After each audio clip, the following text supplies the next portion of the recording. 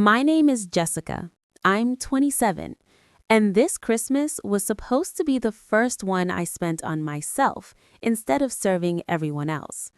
Instead, I found myself watching my mom clutch her phone, the color draining from her face as she whispered, "What? This cannot be happening." 5 kids were screaming in the background on a video call, toys crashing, someone crying because juice had spilled on a brand new dress. On the other end of the line, my mom stared at the picture I had just sent her of my beach chair, my sunglasses, and the plane ticket with today's date printed on it. She had built her perfect holiday around one assumption, the same one my family had relied on for years, that I would quietly give up my plans to babysit all 5 grandkids while everyone else dressed up and had fun. No pay, no thanks, just guilt. And you know we cannot do it without you. But this year, I did not cancel my life to make theirs easier. I changed my plans in a way she never saw coming. The thing is, this story did not start with that shocked gasp. It started weeks earlier with one phone call that pushed me past my limit and made me realize I was done being the family's backup plan. If you have ever been treated like the automatic babysitter just because you are single or do not have kids yet, stay with me until the end and tell me if you think I went too far or not far enough. 2 weeks before that chaotic video call, my phone lit up with my mother's name, just as I was finishing a late report.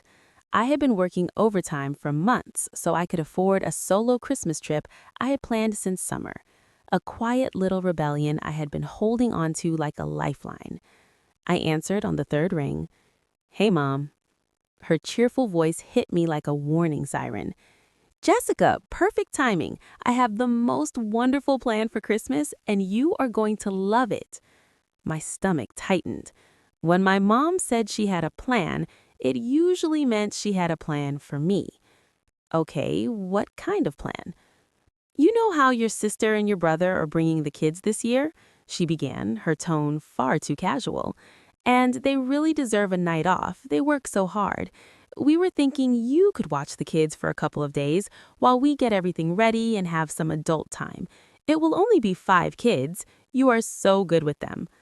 There it was, 5 kids. 2 under 3, one deep in a dinosaur phase, and a pair of noisy twins who treated every room like a jungle gym. "Mom, I already told you I booked a trip for Christmas. Remember the beach place I've been saving for all year?" She went quiet for half a beat, then laughed it off. "Well, of course, but you can move that, right? It's not like you have a husband or kids to worry about. You're flexible. Your family needs you." Flexible. That word burned. What she really meant was that my time, my job, my life were all optional compared to everyone else's. I stared at my half-packed suitcase in the corner. Plane tickets, non-refundable. Vacation days, already approved. "I don't know, Mom. I really need this break." "You get breaks all the time," she countered immediately. "They don't. Besides, you love the kids. Think about their little faces when they see you. You wouldn't want to disappoint them, would you?" There it was, the familiar cocktail of guilt and obligation she had poured for me my whole life. Growing up, if someone needed a last-minute babysitter, it was me. When my classmates had parties, I was the one stuck at home with a crying toddler cousin.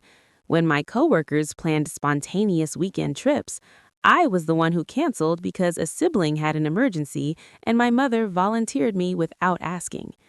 I hesitated, my throat tight. "Mom, it's not about the kids. It's about the fact that no one ever asks if I'm okay with it. It's just assumed." "Oh, don't be dramatic," she snapped, the sweetness dropping from her voice. "Everyone else has real responsibilities. You're the only one without a family of your own. You should be grateful they trust you with their children." Real responsibilities, as if my life didn't count because it didn't look like theirs. Something in me cracked, but instead of shattering, it sharpened. A cold, clear thought slid into place. If they saw me as a built-in babysitter, maybe it was time they finally experienced what it was like without me. I cannot promise anything, I said slowly. I need to think. You do not have to think, she replied briskly. You know what the right thing is. We are all counting on you. Then she hung up, confident the guilt would work the way it always had. I sat there, my phone still in my hand, my pulse pounding against my ribs. For the first time, instead of rehearsing excuses to back out of my trip, I found myself thinking about something else entirely, a question that would not let go. What if this year I let them feel the chaos they always dumped on me? I did something I almost never did when it came to my family. I did not answer right away. I let her words sit, ringing in my ears, and instead of calling back, I called someone else. Martha did not bother with hello. You have the voice you use when your family is being ridiculous, she said. What happened this time? I told her everything, pacing my tiny living room, stepping around my suitcase as if it were evidence of a crime. The months of planning my trip, the phone call, the way my mom had said real responsibilities, how 5 kids had somehow become my Christmas. By the time I finished, Martha was silent for a moment, which was rare for her. Jess, she finally said, do you realize they do this every year? I did. I just hated admitting it. She started counting it off year by year. Last Christmas, you skipped your office party to drive 3 hours and watch the twins while everyone else went to a concert. The year before that, you spent New Year's with a fever and 3 toddlers so your sister could get one night out. And remember the wedding you missed because your brother double-booked you as a babysitter? Each memory flashed in my mind like its own little scene. Tiny hands tugging at my shirt while my phone buzzed with pictures of my friends having fun without me. Texts from my mom thanking me, and then weeks later acting like it had been no big deal. Yeah, I said quietly. I remember. So why are you still letting them? Martha asked. They treat you like a service, not a person. If they really respected you, they would at least ask, not just assign you. Her words hit harder than any guilt text ever had, because she was right. Somewhere along the line, I had become the responsible one, the single one, the one whose plans were always negotiable. Maybe I should just say no, I whispered, more to myself than to her. Or, Martha said, her voice sharpening, maybe you should stop warning them and let them deal with the consequences. They never give you a heads up before they dump their plans on you.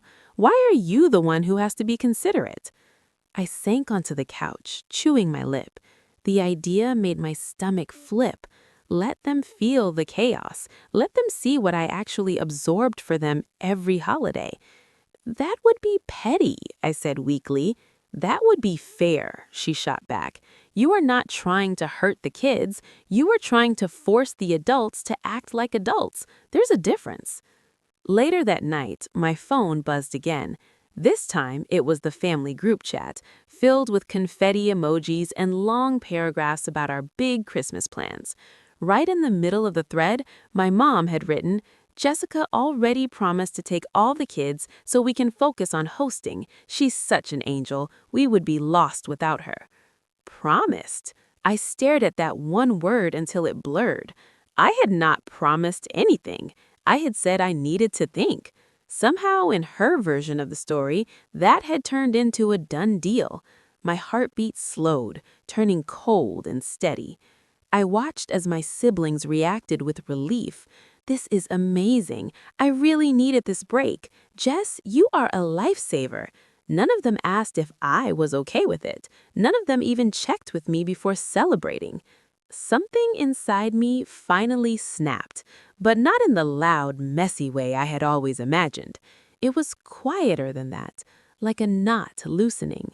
Fine, I thought. You want to pretend I promised? You want to assume I will sacrifice myself again?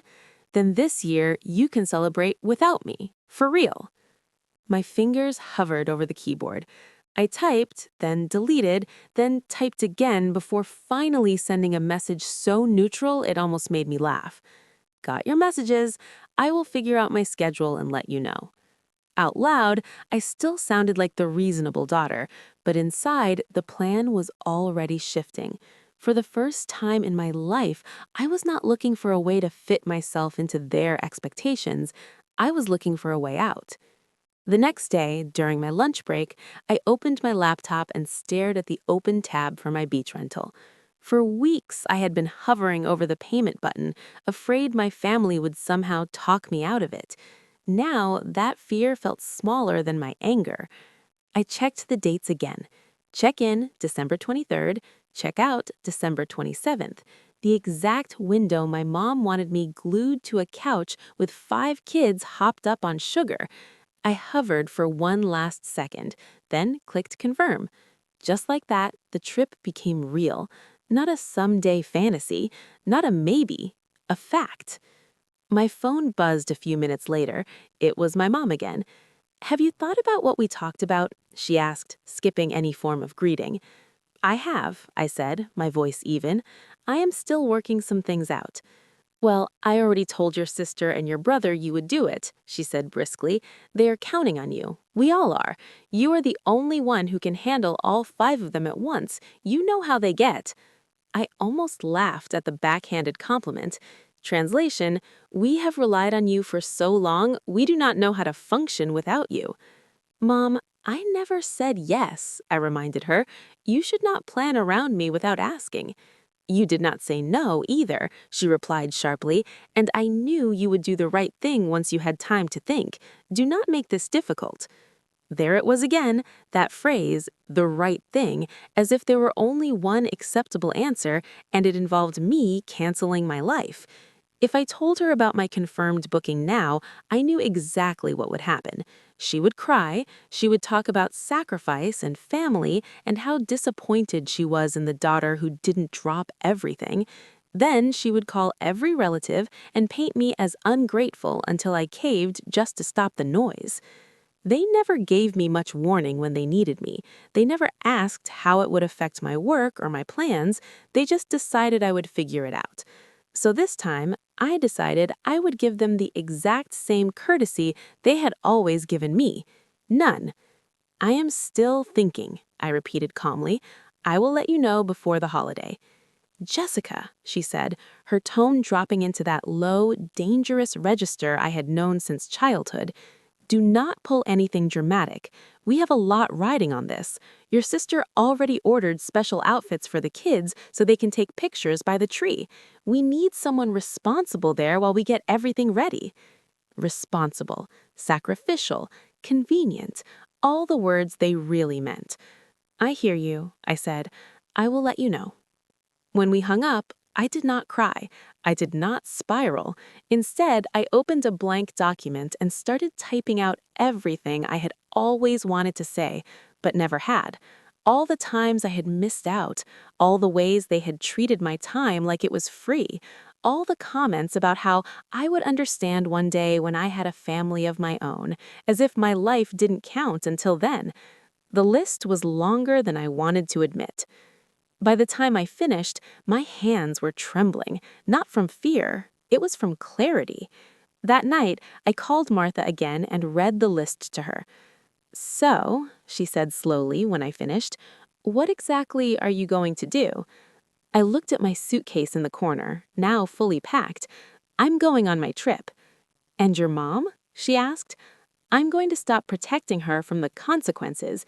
Every year she builds this perfect picture of Christmas on my back and pretends the sacrifices are hers. This year, I'm going to let everyone see who's actually been carrying the load." Martha exhaled a low whistle. "Are you sure you're ready for that fallout?" No. Yes, maybe? My emotions shifted like sand, but beneath all of it, something solid had formed. "I am tired of being the only one who is afraid of upsetting people," I said. "If they can casually uproot my plans, they can handle a little surprise." As I lay in bed that night, staring at the ceiling, another question surfaced. One I knew plenty of people watching this would understand. How many times are you supposed to set yourself on fire to keep everyone else warm before you finally walk away from the matchbox? I did not have the full answer yet, but I knew I was done burning. Christmas Eve arrived faster than I expected. For once, instead of waking up to a long list of instructions about snacks and nap times, I woke up to my alarm and the soft hum of my suitcase wheels waiting by the door. My flight was at 10. My mom still thought I would be at her house by noon.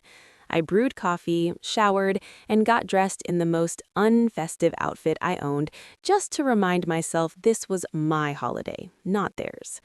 Before I grabbed my keys, I opened the family group chat one more time. New messages had piled up overnight. Pictures of half-wrapped presents, my sister complaining about glitter everywhere, my brother whining about last-minute shopping. In the middle of it all, my mom had written, "Jessica will be here tomorrow to take the kids so we can finish everything. Thank goodness for her. I do not know what we would do without that girl." The words made my jaw clench, but they also steeled my resolve. I opened a new private chat with my mom. My fingers shook, but I kept typing. "I wanted to remind you that I never agreed to watch the kids this year. I will be out of time over Christmas. I hope you all have a great holiday, but I will not be babysitting." I stared at the message for a long second, then hit send before I could talk myself out of it. Almost immediately, the typing dots appeared. "Out of town?" she wrote. "What are you talking about? You knew we were counting on you. You cannot just change your mind now." A strange calm settled over me. I took a screenshot of my flight confirmation, complete with the date and destination, then snapped a quick photo of my packed suitcase by the door and my beach hat hanging on top. "I am not changing my mind," I wrote back. "I told you weeks ago I had plans. I'm just not canceling them this time. No emojis, no apologies." There was a long pause. Then another flood of messages. "You are being selfish. You're ruining Christmas. And you know your sister and your brother cannot handle 5 kids alone." Each accusation rolled in, but instead of sinking, they bounced off like rain against a window. Maybe some people listening would say I should have told them sooner, should have warned them more clearly, but how do you warn people who never really listen unless it benefits them?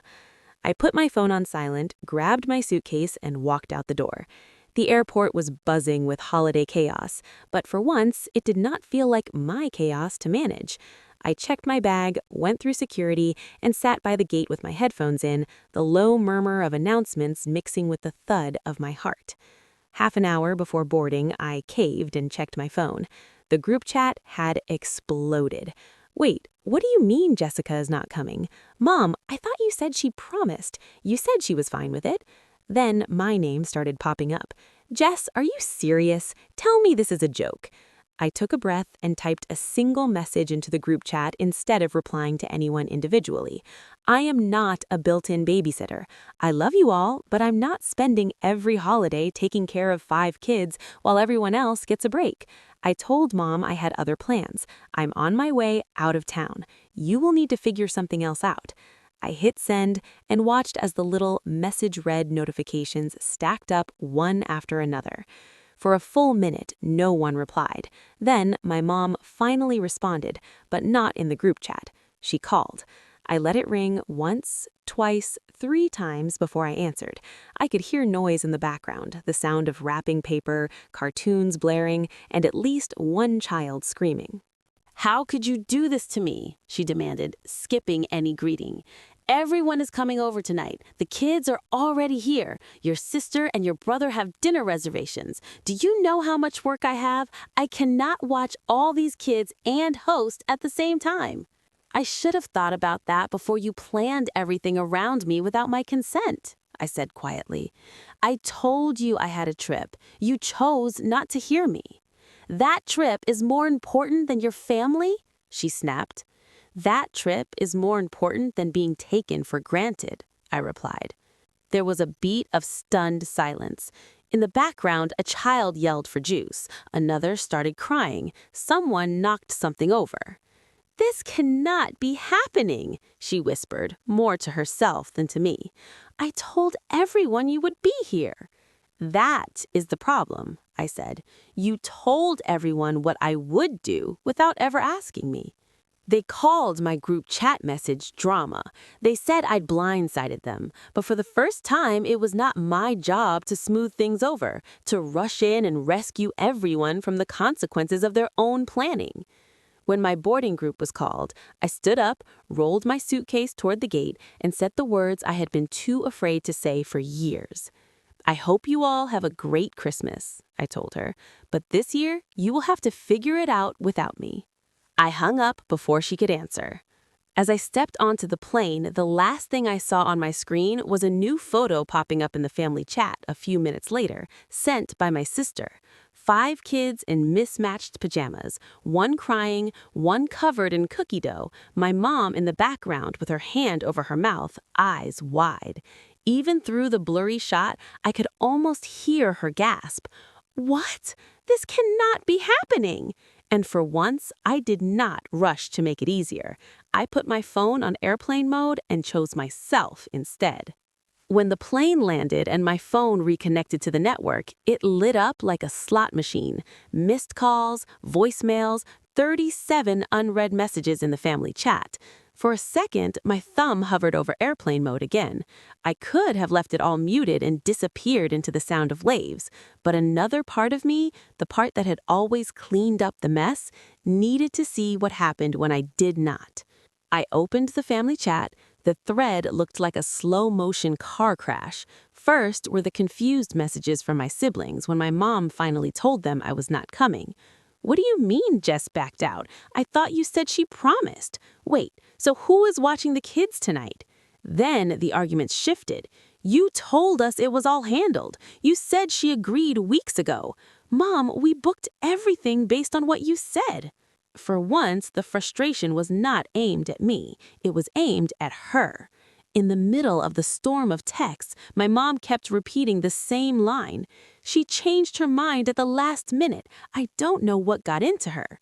My jaw tightened. I hadn't changed my mind. I had finally acted on it. There's a difference between surprising someone and betraying them. My family had never cared about that difference when it came to me. A video call popped up on my screen. "Mom." I almost ignored it, then sighed and answered, more out of curiosity than obligation. Her face filled the screen, flushed and frantic. Behind her, the living room looked like a toy store had exploded. Wrapping paper, plastic packaging, half-eaten cookies. 2 kids wrestled on the floor. One cried on the couch. A cartoon blared from the TV at maximum volume, with no one watching it. "What do you think you're doing, Jessica?" she demanded before I could say hello. "Your sister's in the shower, the twins are fighting over a tablet, your brother is trying to get the baby down for a nap, and your father's at the store. We're drowning here. You cannot be serious about this little stunt." Stunt? That word almost made me laugh. "I'm lying in a lounge chair," I said calmly, angling the camera just enough so she could see the edge of the pool, the palm trees, and the blue sky. "I told you I was going on vacation. I am finally doing it." She stared at the screen as if she were looking at a crime scene. "You sent a picture of your luggage, but I thought you were being dramatic. You were really there." "Yes," I said, "I am really here." A scream rang out behind her. One of the twins shoved the other and someone crashed into the coffee table. A plastic cup hit the floor and rolled out of view. My mom flinched but did not turn away from the camera. "You should be here," she snapped. "This is your responsibility." There it was. Not a favor, not help. My responsibility. "Why?" I asked quietly. "Because I am the only one without a spouse? Because I do not have kids of my own yet? Because you decided that made my time less valuable?" She opened her mouth, then closed it again. I watched the calculation in her eyes, the way she always rewrote history to make herself the martyr. "You know I cannot do all of this by myself," she said, falling back on the line she had used my whole life. "I am not as young as I used to be. I thought you understood that. I thought you cared." "That's the thing. I do care.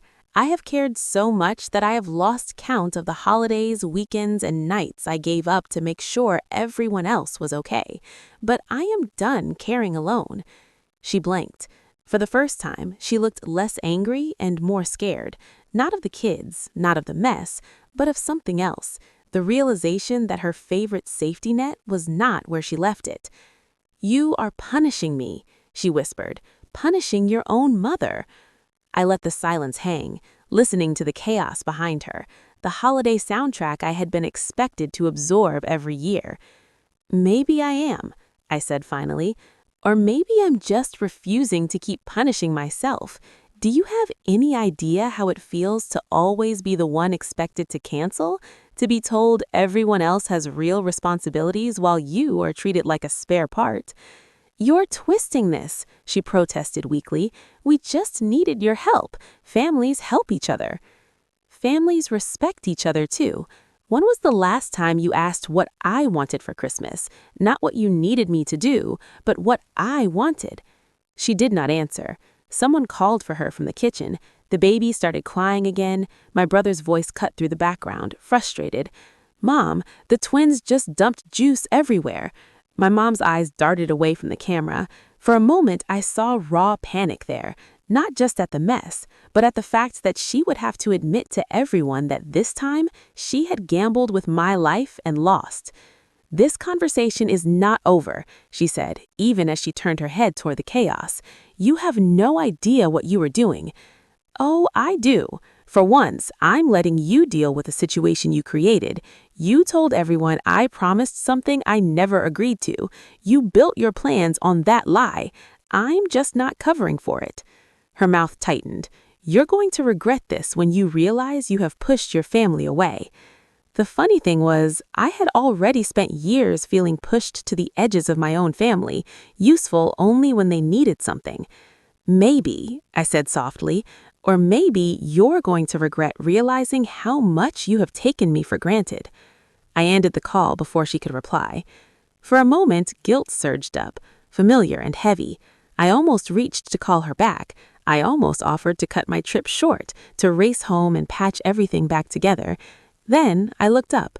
A kid splashed in the shallow end of the pool, squealing with joy while his parents watched from nearby chairs, laughing and relaxed, taking turns getting in the water. No one looked exhausted. No one looked like they had been tricked into being there. I lay back and closed my eyes, letting the sun warm my face. How many of us grow up believing that being a good daughter means being endlessly available? How many of us confuse exploitation with love because it's wrapped in words like family first and sacrifice? The messages kept coming, angry texts, guilty ones. A photo of my sister in a wrinkled dress with a kid on each hip, her hair half done and her expression furious. A half-typed apology from my brother that turned into another accusation midway through. For once, I did not respond. I let the thread run wild without me, and as cruel as some people might think that sounds, it felt less like vengeance and more like balance finally snapping into place. If you always save everyone from the fire, how will they ever learn to stop playing with matches? That night, while my family scrambled to rebook dinners, cancel plans, and trade shifts watching the kids, I watched the sunset bleed orange and pink across the water. I ordered room service. I listened to the ocean instead of complaints. For the first time in years, Christmas Eve belonged to me. And somewhere in a house full of screaming children and broken expectations, so did the consequences. I did not hear my mother's voice again until 2 weeks after Christmas. The first few days after my trip, the family group chat had been a battlefield. My siblings argued about whose fault it was that their plans fell apart. My mom tried to steer the narrative back to me being unpredictable and over-emotional, but some of the messages slipped through her control. "Why did you tell us she promised when she did not?" my brother wrote at one point. "You always do this," my sister added. "You volunteer her, then act surprised when she gets upset." Watching that unfold from a distance was like seeing the curtain finally pulled back on a play I had been starring in without knowing the script. For years, I had been so busy performing the role of the dependable daughter that I did not realize I was also the scapegoat, the built-in solution whenever my mom overpromised. After New Year's, the chat went quiet. No Happy New Year from my mom, no pictures of the kids clinking plastic cups of apple juice, just silence. Martha raised an eyebrow when I told her. "So," she said, stirring her coffee, "are they icing you out because you set a boundary?" "Maybe," I said, "or maybe they finally do not know what to do with me now that guilt stopped working." The call came on a random Tuesday evening while I was sorting laundry. My phone buzzed, and there it was again. Mom. I almost let it go to voicemail. Then I thought about all the people who would be listening to this story and silently screaming at their screens, "Pick up, make them say it out loud." So I answered. Her voice was calmer this time, quieter, like someone who had finally run out of steam.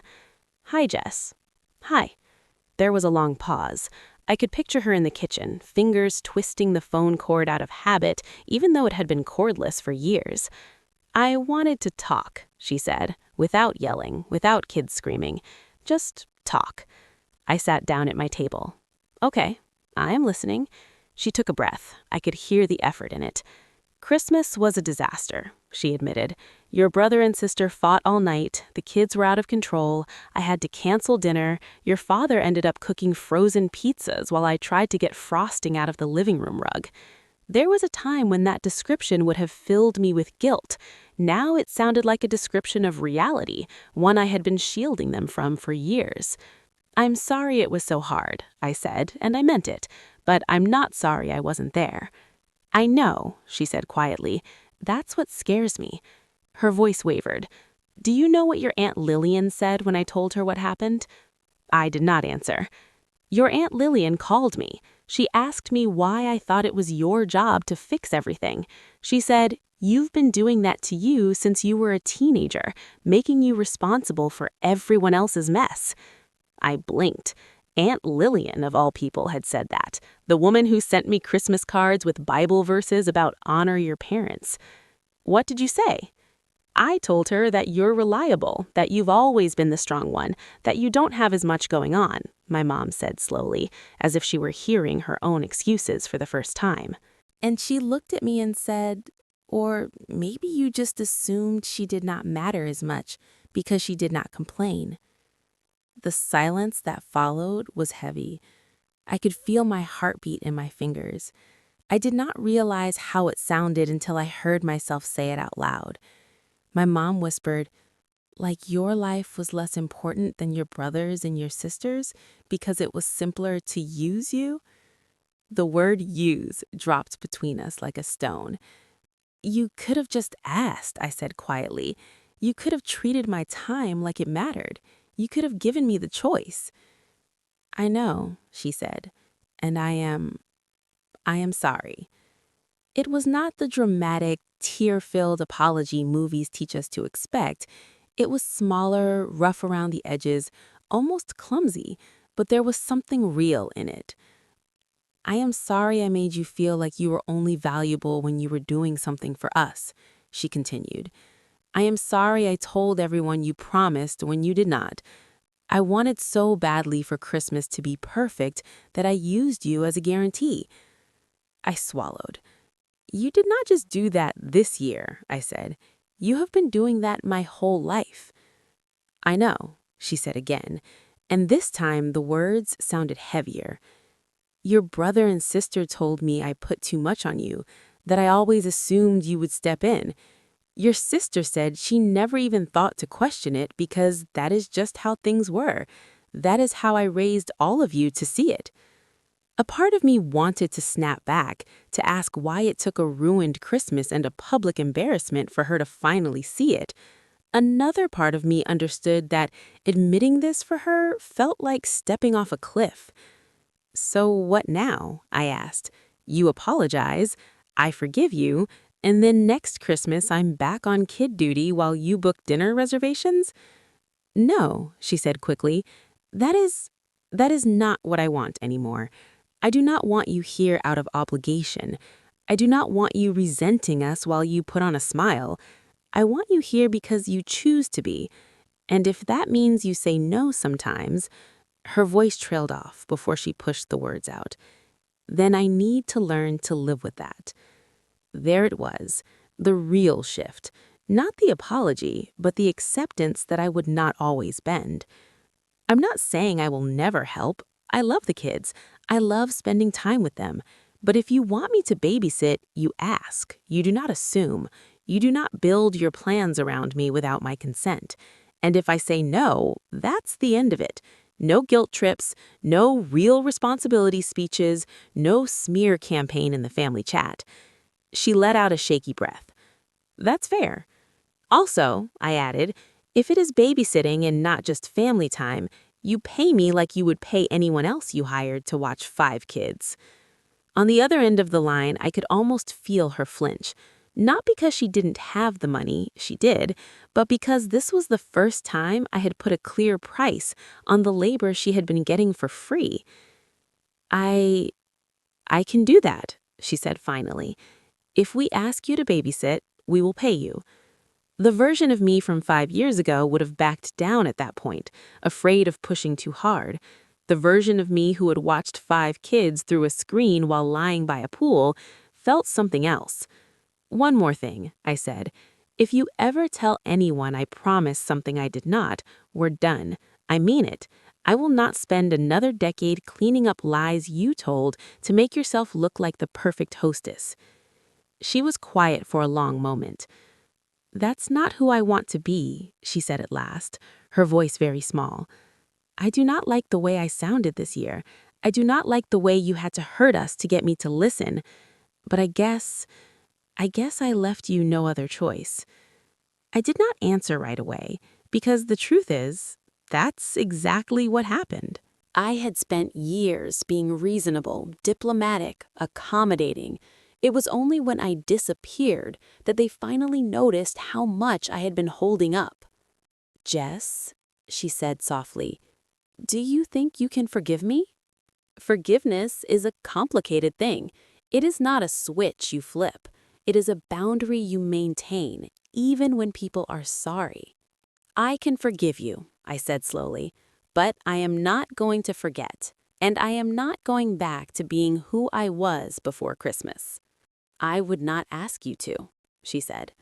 We talked a little longer about work, about the kids, about how my brother had to cancel his fancy dinner and ended up eating takeout in the kitchen while the twins argued over a broken toy. I will not lie, a small, petty part of me enjoyed the image. Not because I wanted them to suffer, but because for once their comfort was not paid for with my exhaustion. We ended the call on a truce, not a fairy tale. No big declarations, no promises of a perfect future, just a quiet agreement that things would be different, and that if they were not, I would walk away again, this time without warning. Weeks later, when my sister texted, "We are thinking of doing a family barbecue in the spring. No babysitting, just hanging out. You in?" I believed her. For the first time, she sounded like she was inviting me as a person, not as coverage. Maybe that is the real revenge. Not screaming, not dramatic disowning, but forcing people to rebuild their world without assuming you are the foundation they get to stand on for free. I do not know how next Christmas will look. Maybe I will be there, sharing hot chocolate and laughing with my nieces and nephews while my siblings take their own turns putting kids to bed. Maybe I will be on another trip, watching the waves roll in while I send a polite Merry Christmas text and nothing more. What I do know is this. They now understand that if they want me in their lives, they have to treat me like an equal, not a resource. They have felt, in one brutal holiday, exactly how heavy the load is when I am not there to carry it. And my mother, the woman who once gasped, "This cannot be happening," now knows that her perfect plans fall apart without my consent, not my compliance. So tell me, was I cruel for stepping back and letting my family feel the chaos they had always dumped on me? Or was this the only way to make them finally see me as more than the built-in babysitter? Would you have gone further? Or do you think I drew the line exactly where it needed to be?